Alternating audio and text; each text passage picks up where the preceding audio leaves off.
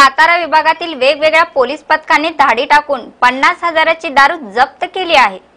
राज्य उत्पादन शुल्क पथक सातारा, स्थानिक गुन्हे अन्वेषण सातारा व म्हसवड पोलीस स्टेशन यांच्या वेगवेगळ्या कारवाईत 50,000ची दारू जप्त करून 4 आरोपींना ताब्यात घेऊन गुन्हा दाखल करण्यात आलेल्याची माहिती म्हसवडचे सह पोलीस निरीक्षक मालोजीराव देशमुख व एलसीपीचे पोलीस निरीक्षक जीवन माने यांनी दिली। आज म्हसवड पोलीस स्टेशन हद्दीत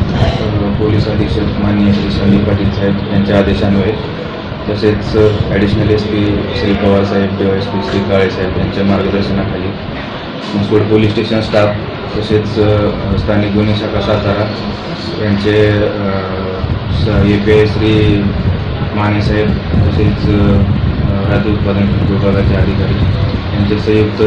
विद्यमानं म्हसवड पोलीस स्टेशन हद्दीत 4 ठिकाणी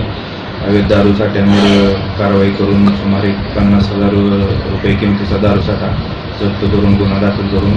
पुढील कारवाई चालू आहे। या प्रकरणी या कारवाईत किती जण ताब्यात घेतलेले आहेत? या कारवाईत टोटल 4 जणांवर गुन्हा दाखल झाला। म्हसवड पोलिसांनी अवैध धंद्याविरोधात सुरू केलेली धडक मोहिमेमुळे अवैध व्यावसायिकांच्या मध्ये चांगलीच धडकी भरली असून म्हसवड पोलीस व राज्य उत्पादन शुल्क यांच्या संयुक्त कारवाईमुळे म्हसवडसह परिसरात बेकायदेशीर दारूसाठा करणाऱ्या 4 जणांना ताब्यात घेऊन त्यांच्याकडून सुमारे 50,000 रुपये किमतीची परदेशी बनावटीची दारू जप्त केली असून या प्रकरणी पोलिसांनी योगेश लिंगे, दीपक शिंदे, दशरथ काटकर, सुरेश काटकर व गणेश पवार यांच्यासह एक दुचाकी ताब्यात घेतली आहे।